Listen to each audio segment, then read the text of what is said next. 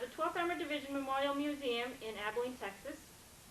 We are at the 55th Annual Reunion here at Abilene, and it is October 6th, 2001.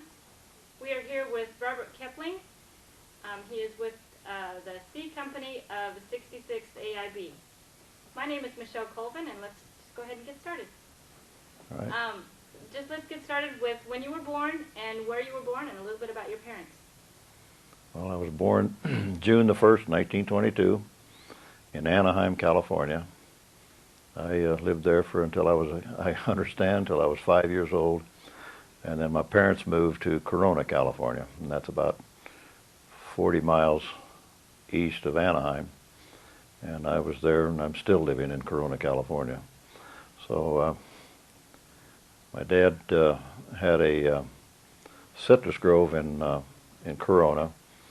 In fact, two different places we had citrus there, and I did a lot of work as if I wasn't going to school in Corona, why I was working on the ranch and driving tractor or irrigating or something like that, especially during the summer. I went through all through high school, or all through schools in Corona, and I graduated, not with honors, but I graduated. So everything was fine. My folks lived to be a good age. My father died when he was 83, and my mother passed away at 94. And I had two brothers and one sister. My sister and I are the only ones living now, and she lives about 40 miles east of Corona.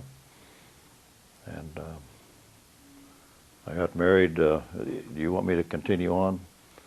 I got married May the 10th, 1947, I guess it was, and married Leona. We went on and have three girls. Diana is the oldest, and Barbara's the middle girl, and Jeanette's the young one. I know the oldest one is 50 years old, but I can't remember the other ages, but they're down the road there too. We just celebrated her 50th birthday, and that seems very unusual to me, but it is. I have we have one grandson, born to Barbara. His name is Jesse. Now, you want me to continue on there? Well, why don't you just tell me where you were at when Pearl Harbor was bombed? Well,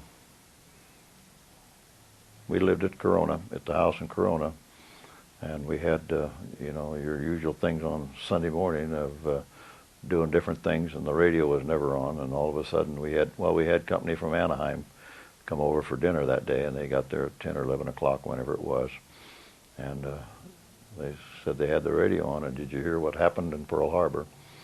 And so we turned the radio on right there and heard all the things that had happened to Pearl Harbor. Probably it came in our time, it was close to 11 o'clock, I guess, in the morning. I can't remember how much time elapsed from the time that they first came on until we found out about it. And that was the time that's when I remember or heard about Pearl Harbor. So how did you enter the service? I was drafted. I was drafted and went on a bus we had to go to Riverside to catch the bus.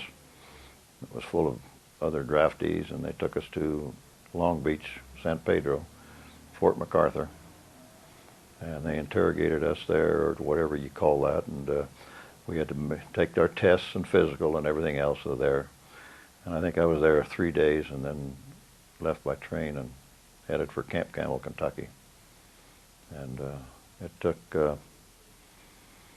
I would think, at least 4 or 5 days to get there. We went through Texas and back up, and I can still remember, because one of the worst train rides a person would ever have. The train was, the windows, there was no, windows were all open. It was so hot in September, and the windows were open and full of kids, and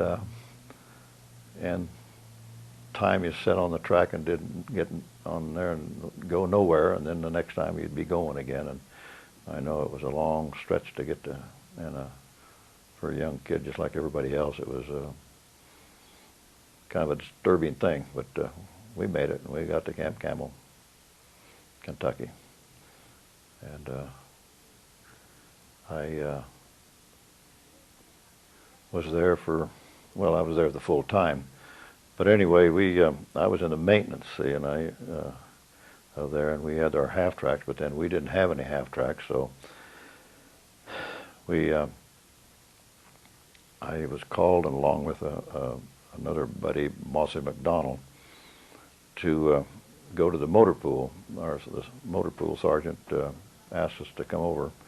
We didn't have any tools or no half tracks or anything, but somebody had to be at the motor pool, and we had a motor sergeant that had a girlfriend in Louisville, so he spent most of the time in Louisville in Kentucky, and then Sergeant Hall, I guess he was to do the paperwork. I never saw him do anything, but anyway, he was married and lived in Abilene here, and he was gone most of the time, so they brought us over here to run the motor pool with nobody there and nothing there. But anyway, we were there, and eventually, in, I don't know, 2 or 3 weeks, something like that, we did start getting vehicles. And after we got enough to go, then we asked in the company who wanted to drive a half track, and we had all kinds. I bet we had at least 40 people. Well, all we needed was 13, I believe. And so we took them out on the hills and drove back and forth, and there was a lot of them. I don't think they'd ever been behind the wheel of a car before. And so there was a lot of them we eliminated right away. And the ones that we had, we picked, and for the truck drivers, we had a supply truck and also the kitchen truck. We had those two also. And I think it was very, very good that I commented here a year or so ago that I think almost everyone that was in that we had as drivers went on through and was in combat with us. And I got pretty well acquainted with them when you're meeting them every day as drivers, and we had to keep the drivers busy every day, like had to wash the half track every other day, and you'd go around the block almost, and we'd make them change oil and anything to keep them busy, and polish this or do that. And we kept all the drivers busy because there really wasn't anything to do there. Wasn't anything going wrong with a half track, so there wasn't nothing to do except you probably the same thing. You go around the boulevard or go down around the camp where you'd make them grease the thing too, and they'd have to get underneath and grease the track and grease the whole vehicle. So there's probably a lot of wasted oil and grease, but at least you kept the drivers busy doing something. And then we went on Tennessee maneuvers, and one night, the first night we got there, it was getting to be real cold, and they thought it would be snow coming up, and so we had to get all the drivers out and put extra pressed antifreeze in the tracks in the radiator to keep it from freezing and so forth, because usually they were inside the shed at the barracks. And I know Clifford Anderson and he was one of our mechanics. He and I came in way late because everybody else had their pup tent pitched, and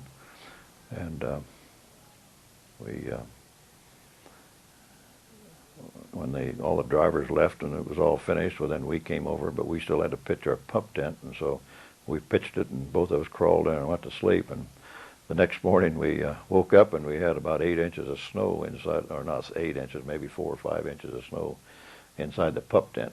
Well, we figured out we had our pup tent the opposite direction of everybody else, and the wind blew a little bit.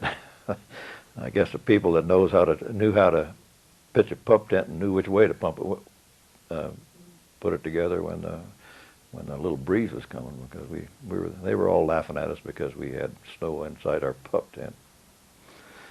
Anyway, and then soon after that I went to mechanic school in Fort Knox, Kentucky. I went there for 3 months. One of our main thing was to disassemble a motorcycle completely and put the motorcycle back together again. And then I spent 3.5 years in the Army and never had a motorcycle. I mean, we never had a motorcycle in our company. And the next thing we did, we took the white engine off of the half track. We took it all apart. We did that and took it apart completely, disassembled it, and put it back together, and then disassembled it and put it back together. And then according to our technical manual, we weren't allowed to touch the engine. So here the mechanic, I was taught to do all of that. And if any work to be done on the engine, it had to be done by service company, and our little ordinary companies couldn't do anything about it. So anyway, I learned a lot about mechanics that way in school. And then by that time, our company had already left for Abilene. And when I got out of school, then they got a train. I was on the train and went to Abilene. So I don't know how much more. Maybe I'm dragging this out too long. I don't know. No, this is great. Actually, I was wondering, you mentioned that you did do some schooling. Had you heard of the ASTP program at that time? Or? No. So tell me about your experience in... This wasn't ASTP. I know. See, it was just a school of mechanics. Right. Tell me about your experiences at Camp Berkeley. Well, I wasn't here probably 2 or 3 weeks, as I remember. And I got the furlough. I got a furlough, so I went home. And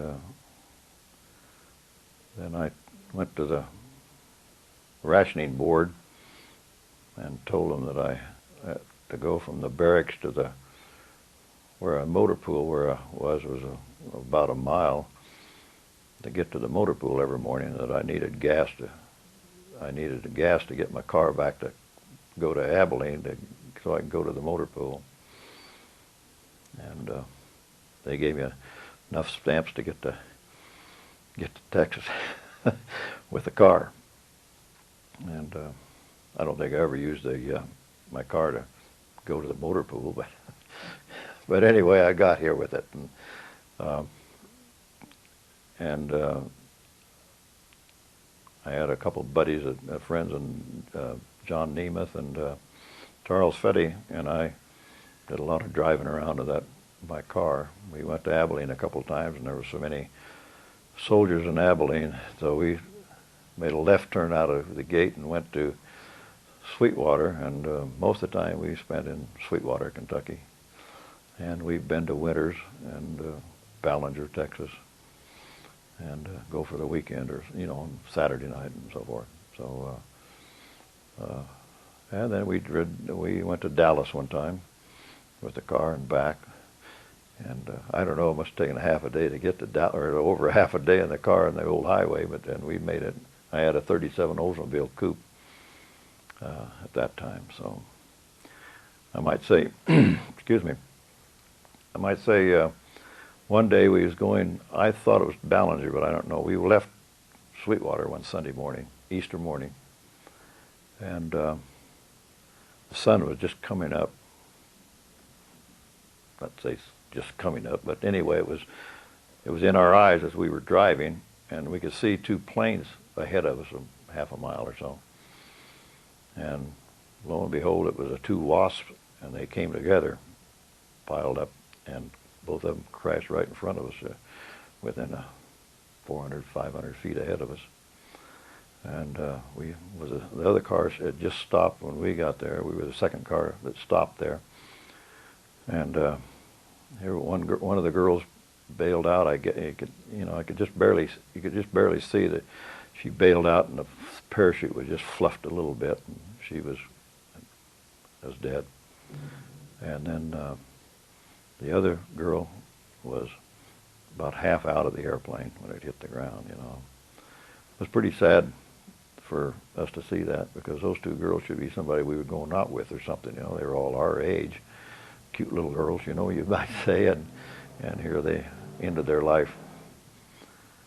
On a note, I might say, I read in my paper a couple of years ago, they had a big story on the wasp, and a lady that lived in Idlewild, and that's probably 60 miles from our place, 50 miles, something like that. It's up in the mountains.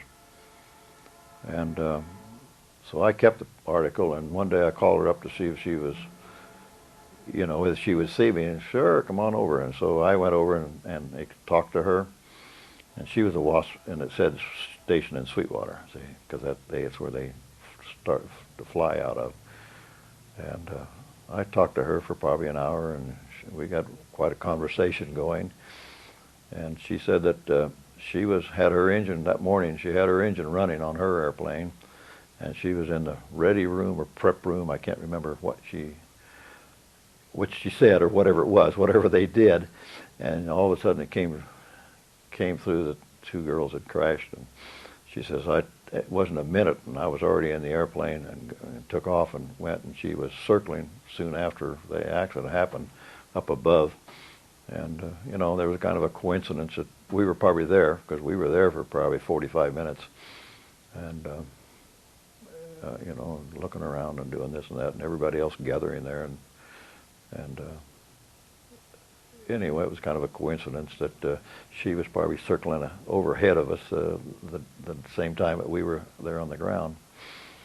And I don't know. That's about the extent of Abilene. We were there for a year, I guess, or somewhere almost a year here. And then Okay. you went on to Camp Shanks, or? Yes, I went to Camp Shanks. Yeah, and one night had a pass to go to New York, and so I can't remember who it was now. I guess it was John Hunter and I went. We got on a train, or was it? We got on the subway. Came up about 42nd and Broadway. You know, you've never been there before, so came up, and then you walk around. You know what to do. Didn't know what to do. So we just finally wound up in a bar and sat and had 2 or 3, 4 drinks there, and looked at our watch and got back on the subway and headed back to camp again. And I don't remember too much of Shanks. I don't think we were there over 3 days, something like that. And Sergeant Hall, this might be a little story about him. He was older than us. Whether it was 2 years or what, I don't know. But anyway, he had a wife and a home and everything established. And most of us, or not most of us, but a whole lot of us had towels that came from home. You know, and your parents sent you towels instead of using the GI towels. And well, anyway, we got this Camp Shanks, and we had to get rid of all of them. We weren't allowed to take any commercial towels home. And that Sergeant Hall, he got a box about 3 foot square, and I don't know where he found it, but he got that. And everybody put towels in there, and he sent them home. And if he's still alive, he's probably still drying on my towels. So, you know, he had a 3 foot square box, and he was stacking them in there. So it's a few comical things that happens during the years of service. Now I'll let you go from there. Now I almost got overseas now, see? Yeah. How was your experience on the ship? And what ship were you on? Do you remember? What Going ship? Overseas? Well, I'm sure I went over on a Kaiser Wilhelm ship. Is that right? Did you hear anybody else doing that? No, I went over on that. And I had a plaque that it stated that was his ship. As the person in the motor pool, we kept busy getting rid of the half tracks and getting them ready and getting rid of them before we left. And we spent a lot of hours doing that. And then when I finished, I helped Lester Beck in the armory, taking everybody's gun. And I can't remember now whether we took it apart and put cosmoline or grease on it, to ship.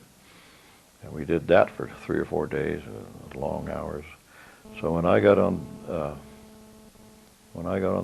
the ship, all of us that did that in the motor pool and the armor, we got out of KP, so we didn't have to put any KP. We had all the way over. We had it free time, so made it nice. And I suppose, as I said too, I remember some ships were dropping depth charges down there, and I don't know whether there was a submarine down there or whether they was trying to scare us or whether they were just practicing. I don't know, but I'll bet there was at least 30 ships going over at the same time. Staggering, this and that, as you could look over the horizon and there were ships coming over, going over. Whether it was all troops, I wouldn't know. And we landed at, it wasn't Omaha Beach. What was it there? Anyway, one of the beaches. And now we landed in England first. Yeah, and that's where we got our half-tracks vehicles there and got everything prepared. So I think the first night in England was the coldest night I've ever spent. You know, we didn't have any clothes except for clothes to keep warm. There was, I think, one blanket on the cot that we had to sleep on, and it was a cold winter night. You know, it wasn't even a winter night, but it was a cold night, and the dampness, I guess, got to us too, and everybody complained. So the next night we had 2 or 3 blankets we put over top of us. And we got our vehicles, and then we drove to the other side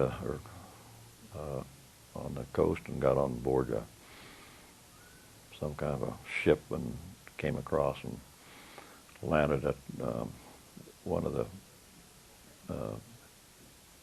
docks there, unloaded, and drove probably 50 miles to a town. And I guess they moved the people out ahead of time or something, because all of a sudden we stayed in the house for 2 days, something like that, and then everybody took off in their half-tracks and headed to Nancy, France. And we started combat, I guess you'd say, east of Nancy. I don't know, a few miles, I don't know what mileage, but anyway, it was there. Now, that's it. So what was your What? first experience in combat? Well, our motor sergeant that was with us all the time, he was so scared he didn't know what. So the motor sergeant was supposed to be standing up on the deck part of the time, and the observer and so forth. And you had to keep the lights off, and the fellow by the name of Melshoney, he was driving. Everybody took part in driving it. No particular driver was with us, because we were all mechanics and so forth, so anybody could drive. And he was driving, but he couldn't see, and he run off the road. But the Oaks, our motor sergeant, he was scared to stand up there. We weren't even in combat yet, but he got ducked down and sat in the back of the half-track.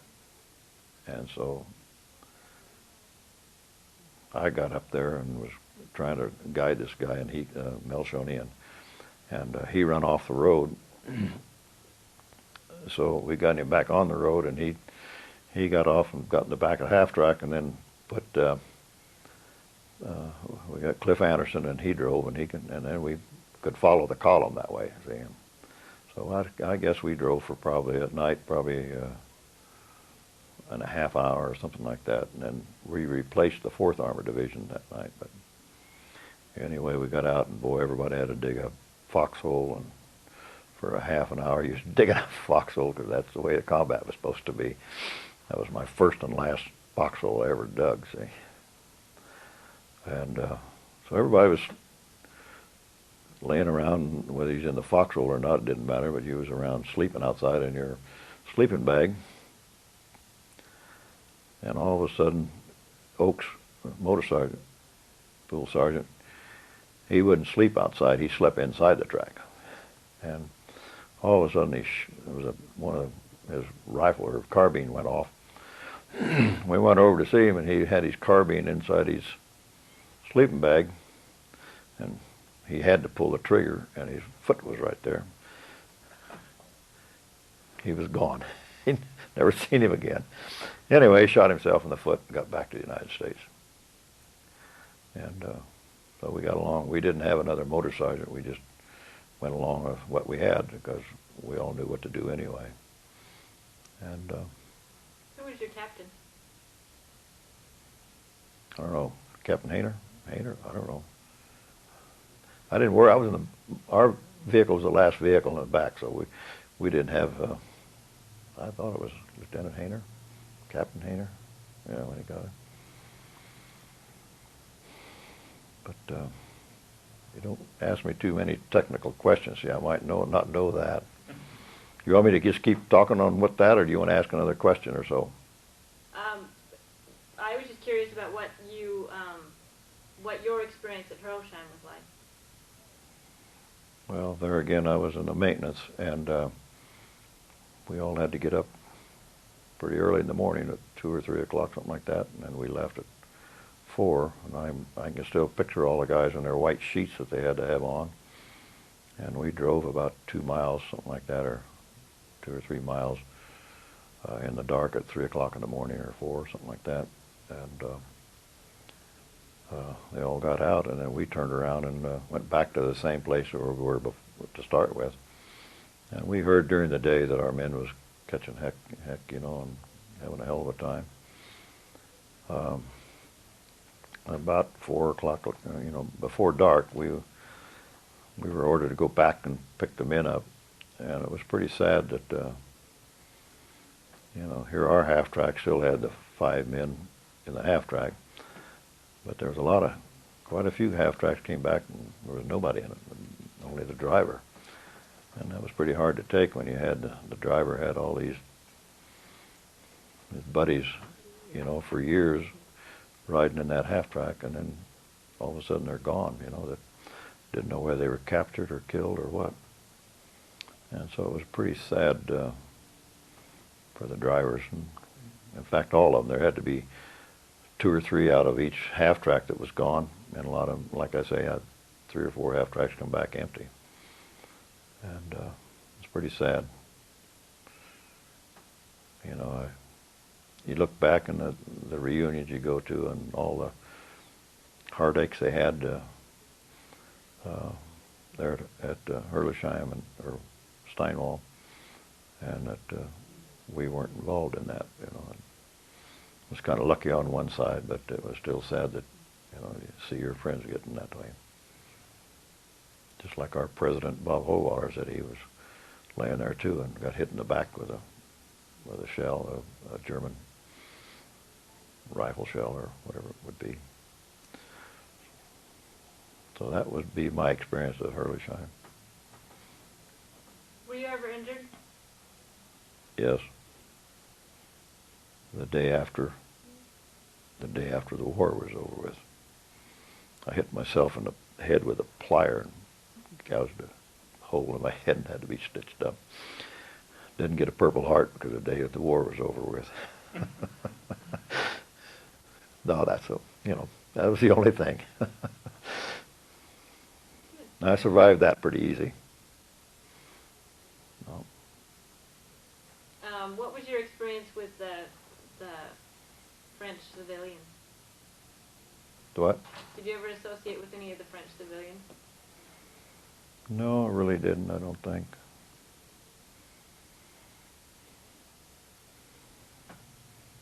To me, now maybe the ordinary rifleman or something like that would have more experience going through towns with them, but we went through those towns always in a half track, so we didn't really. The maintenance did. I really didn't get involved in too many of them. Did you ever have any association with any of the concentration camps? Yeah. See, Landsberg, I was at probably 75 feet, 100 feet away from the prison camp at Landsberg when they opened the gate. Gil Heine and I come to dispute. He wasn't there. He said, "You didn't." And we've argued back and forth here since we've had these reunions, you know. And finally, I got a fax from Bob Howeiler. He found out that there was 11 concentration camps in Landsberg. So I guess part of the company opened up the gate of one of them, and we were at another spot, see, the back part of our company. And we were held up for a while because across the valley, a deep ravine with water down the bottom, there was Germans on the other side, where the concentration come, and they were shooting at us, and we had to bail out on the other side of the half tracks and hit the ground. And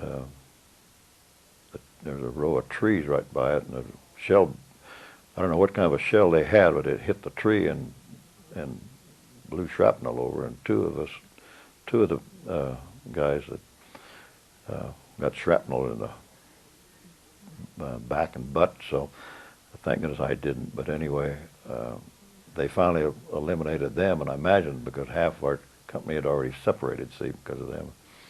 And the tanks moved up and blew those people apart on the other side. It all stopped. And then they opened up the gate, and I would say 75% of the people in the prison camp at Landsberg that I helped, but I was there, crawled out. They couldn't walk. They crawled out of the camp, and they were there by the hundreds, coming out all at the same time. They tried it because you can imagine if you were there and starving to death, and just knew it was the end, and all of a sudden somebody opens a gate and you can get out. Very few of them walked out, and some of them, they clogged the front of the entrance because some of them got 20 or 30 feet out and they couldn't go anymore, and they were sitting up or laying down, just staring at us. And that pretty soon people had to almost run over the other people to get out. But they had empty fields on both sides of us, and boy, they were scattered out. When we left 20, 30 minutes later, they were scattered all over that field, both sides. And that was another kind of a sad thing in Army to see people. When they first done it, we didn't know, and we didn't have a radio or anything. We had no contact of what was going on. We couldn't figure out whether it was Americans or who they were. And then they finally came down that they were Jews and Polacks, weren't they? Yeah. And so they knew it wasn't Americans after a while, but before we ever left there, we knew it wasn't Americans already. But that was a kind of a sad mess to see too.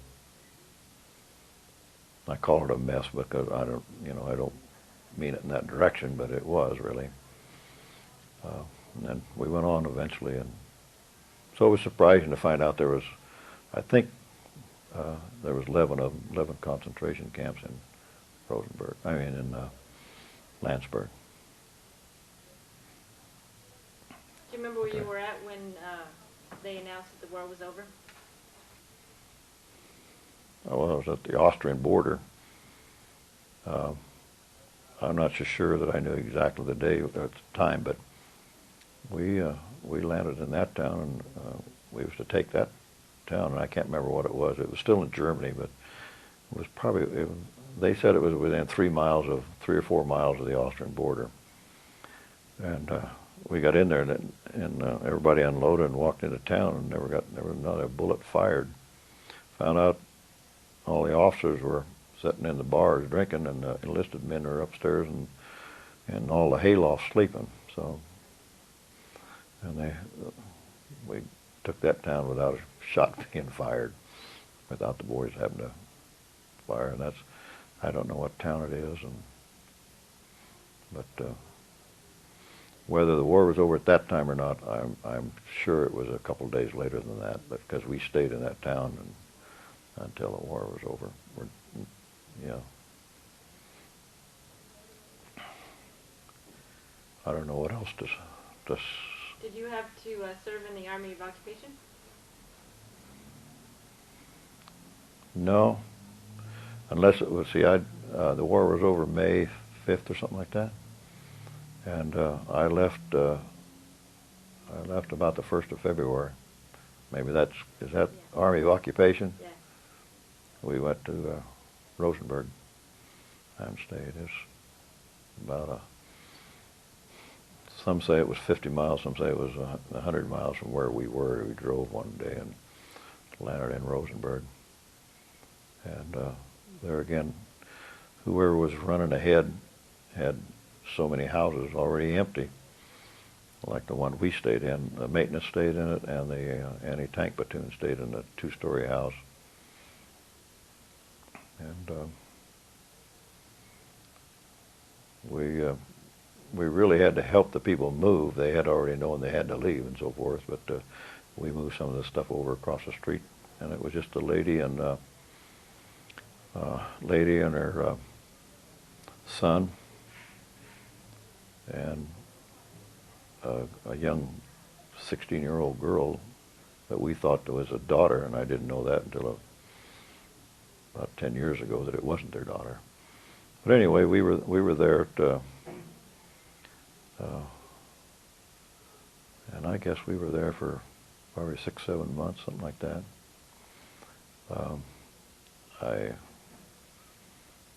And I guess we stayed there. We never left and went anyplace else until we got ready to go. When we left,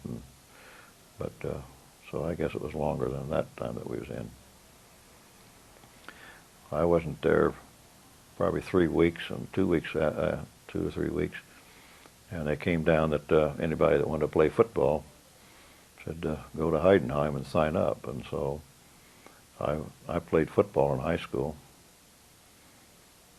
So as soon as that call came, I said, well, good. So there was 4 of us left in a Jeep and went to Heidenheim and signed up for it. And, there was a lot of big college people and semi-pros and 2 or 3 years of college and so forth signing up for this football. I knew I'd never stand a chance if I went through 3 years of high school and played football, so I went to three years of high school and I think 2 or 3 years of college. Signed up that I did too. See, you got to tell a lie once in a while, don't you? Or write a story or something. So anyway, I wound up as a first string tackle on the football team, and we played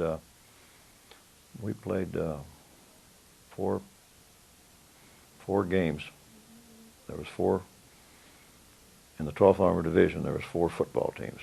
See, and so I think it was just the 66 was part of it, and it could have been the infantry. But anyway, there was 4 teams, and we beat all 4 of them, and then we played in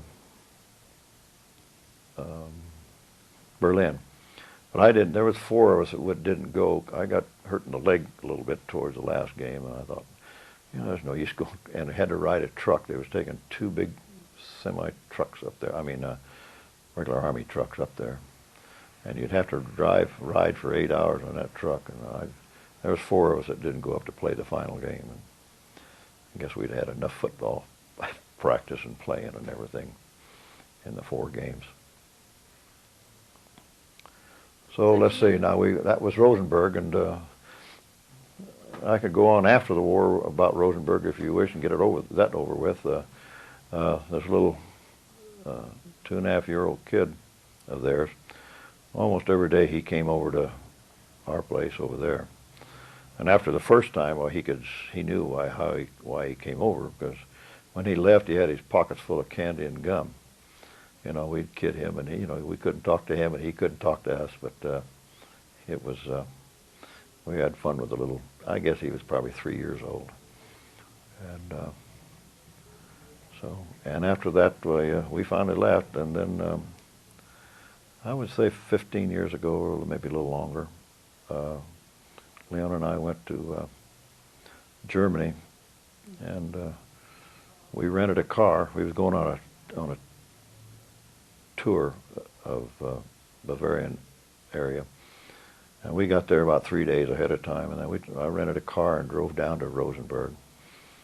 And I didn't know how I was going to talk to that old lady if she was still around or if they lived there yet, see, but because she was fairly elderly then yet when we were there. So there was a lady dressed up real nice and on the street standing there talking to somebody. I went up to her and asked her if she spoke English. She said, oh, little. And so I told her that I lived in that house after the war. And the lady is out in the garden hoeing like she did when we were there, see. And she was out there, and I don't think she speaks any English, and I'd like to talk to her about that I was here, see. And so, sure, so she went over and talked to her in German, then introduced me, and we conversed back and forth between English and German. And I told her that we were here, and we had the girl that I thought was her daughter. I said we were the ones that called your daughter Honey Bunch. I told this girl, and so this lady repeated it to this German, and she just threw up her hands. Yeah, she knew exactly who we were because we'd called her daughter Honey Bunch.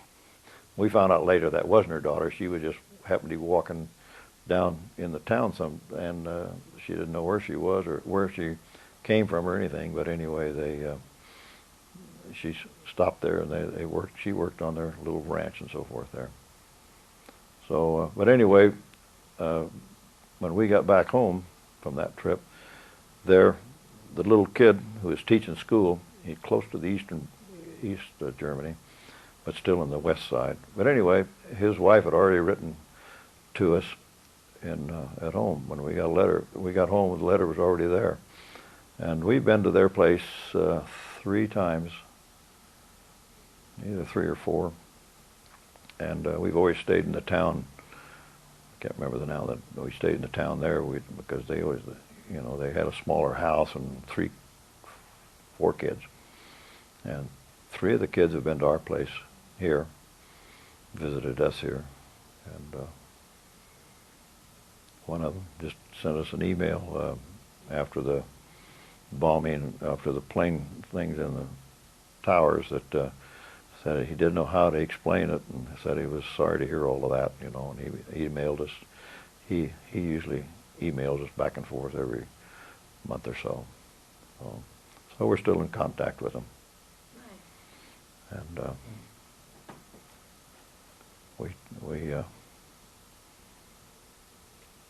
we talk about the war and that, and when they get over there, they both speak good English because they were both teachers, and I think they both retired now, but they teach and they educate themselves. And the kids that came over here, the 3 of them, they can talk English as well as I can. They had 7 and 8 years of English, and the oldest one works for Lucent in some city there. Lucent Technology, is there something like that? Okay. All right. How do you think your war experience has changed your life? Hard to say. I don't know.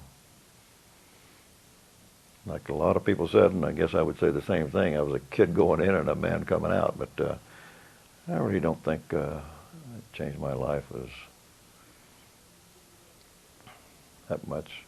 When I got injured or captured or saying, but I've kind of put the atrocities and the troubles behind me, I think, and I never used to talk about the war very much. Never used to say anything about it, and until 30 years ago when they started me on coming to the reunions, and then you get interested in it, and I think more people you get talking about it. But no, I wouldn't say it affected me any. What I would say. Well, with your experiences that you had in the war, what would you like the future generations to learn from what you went through and what you fought for? Oh, I don't know. It all comes out, there's enough people saying things, I think, that I don't know. I wouldn't know what to say that they're doing right or wrong. Just so they don't have another Vietnam War, that's the main thing. I guess it's there's pros and cons of what happened and what they did do and didn't do there, but at least we done it and got it finished. And if you're going to talk about somebody, let's go over and do it and finish it. I guess. I guess that's the main thing you would say to as of today. So what have we've talked before? You did fairly well after the war in your business and retired early. What have you been doing since retirement? Early retirement. Since I retired? Since early retirement, yeah. Well, I retired in '79, but we have leases and commercial and industrial leases, and that doesn't quite keep me busy, but I keep busy at other things. I've been president of 6 organizations in Corona, and been president of the Lions Club twice. So, things like that keep you busy. And I was president of the chamber back in 1983, and I still go down and do things at the chamber once in a while, or go down to, I'm an ambassador there and so forth. So I keep busy that way. That's what I do. And we make a lot of trips. We haven't lately, but it seems like we've been all over the world and enjoyed every trip we've been on.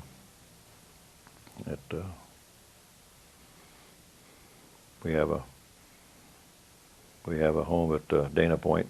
It's about a half a mile from the water, and we're about 400 feet above the water, and we can see about 180 degree from the living room and the kitchen and so forth. We can see the ocean, and we're looking directly at Catalina Island. And then we also have a 3-bedroom home at the mountains at Lake Gregory, and both places are just an hour drive from home. And so if we're not at one place, we're at the other place. And then we also have a 37-foot motor home, and we go someplace usually about every third weekend. We belong to a motorhome group, and every third weekend there's someplace to go, and we take that. So the motorhome we got now was a new motorhome in Reunion in Omaha, and we took it to Omaha, and then the one in Denver, we had another motorhome before, and took it to the Reunion in Denver. We always stayed in the hotel, but we took our time and took a trip that way. Anyway, that's what keeps me busy, either relaxing and we just moved from 2 years ago. We sold our house, and I had 2.5 acres, and my youngest daughter had a horse there for 20 years, and a lot of upkeep in 2.5 acres.